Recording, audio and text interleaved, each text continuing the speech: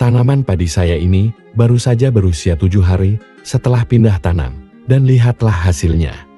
Tidak ada yang stres, dan tidak ada yang stagnasi.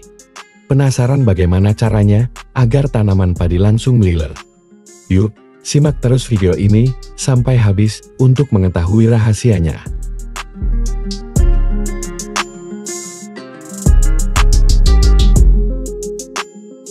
Assalamualaikum warahmatullahi wabarakatuh. Halo rekan tani, selamat berjumpa lagi di channel Gyarta Production, tempat kumpulnya petani masa kini. Pada kesempatan kali ini, alhamdulillah tanaman padi saya sudah menginjak usia 7 hari. Nah, ini dia perkembangannya. Di sini saya ingin berbagi pengalaman saya mengenai tanaman padi yang baru pindah, agar tidak stres atau mengalami stagnasi. Seperti yang rekan tani lihat, tanaman padi saya ini usianya sudah 7 hari. Alhamdulillah, kondisi tanamannya masih sehat dan tidak mengalami stagnasi.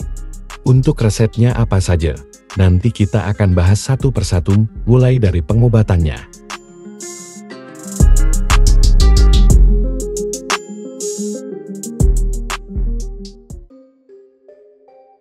Langkah awal yang harus kita lakukan agar tanaman padi kita tidak stres atau mengalami stagnasi setelah pindah tanam. Yang harus kita lakukan pertama kali adalah mempersiapkan persemaian. Pada tahap awal di persemaian sekitar usia 15 hari setelah tebar benih, biasanya saya mengocor dengan menggunakan herbisida Ali Plus. Tujuannya agar pas nanti kita cabut benih, akarnya tidak keras sehingga memudahkan dalam proses pencabutan. Tapi kalau sistem persemaiannya menggunakan jaring di bawahnya, itu tidak perlu dilakukan pengocoran herbisida.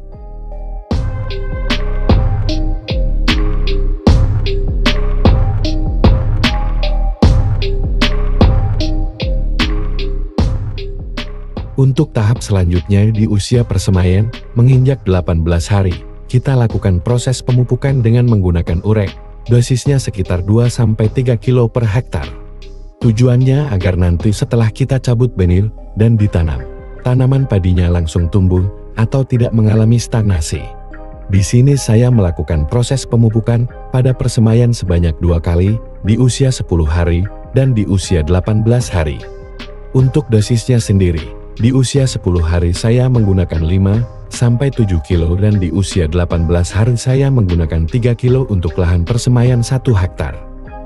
Nah, setelah melakukan proses pemupukan persemaian di usia 18 hari, lanjut saya melakukan proses penyemprotan dengan menggunakan Ambisian dan Lily 2000. Untuk insektisidanya, saya menggunakan bahan aktif Emamectin benzoate. Rekan tani bebas menggunakan insektisida merek dagang apa saja, ini tetap di usia 18 hari persemaian saya lakukan.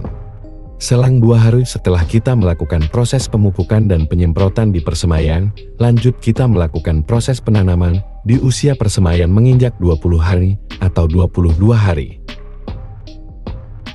Usahakan sebelum pindah tanam, kita semprot dulu dengan pembasmi keong di lahan kita yang akan ditanami. Rekan tani bebas menggunakan merek dagang apa saja untuk pembasmi keongnya, agar pas pindah tanam, tanaman padi kita terbebas dari hama keong. Kalau saya sendiri, untuk mengatasi hama keong, 1 hari sebelum tanam, saya semprot dengan menggunakan merek dagang Bintan. Rekan tani bebas melakukan proses penyemprotannya dengan menggunakan merek dagang apa saja.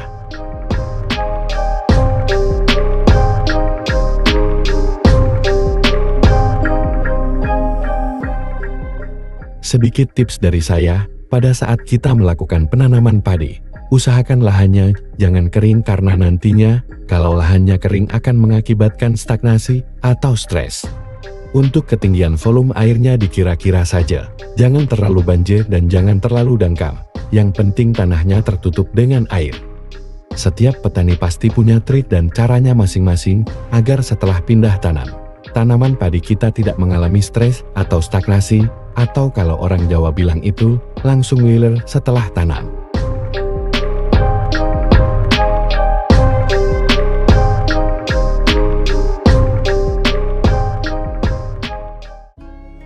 Jadi kesimpulan dalam video ini, kita telah membahas berbagai langkah penting yang dapat kita ambil untuk memastikan tanaman padi tidak mengalami stres atau stagnasi setelah pindah tanam. Berikut adalah poin-poin utama yang perlu diperhatikan di antaranya. Persiapan persemaian, pemupukan persemaian, penyemprotan persemaian, proses penanaman, kondisi lahan, dan pengendalian hama daun. Dengan mengikuti langkah-langkah ini, rekan tani dapat memastikan tanaman padi tetap sehat dan tidak mengalami stagnasi setelah pindah tanam.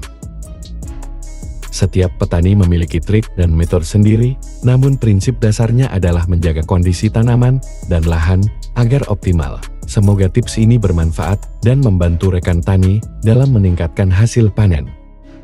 Ini cara yang biasa saya lakukan di setiap penanaman padi. Jika video ini bermanfaat, silakan rekan tani yang belum subscribe untuk klik tombol subscribe, like, dan nyalakan tombol loncengnya agar kedepannya video ini bisa bermanfaat untuk kita semua. Sekian dulu video dari saya Suwarno. Terima kasih sudah menonton hingga akhir, dan salam sukses petani Indonesia.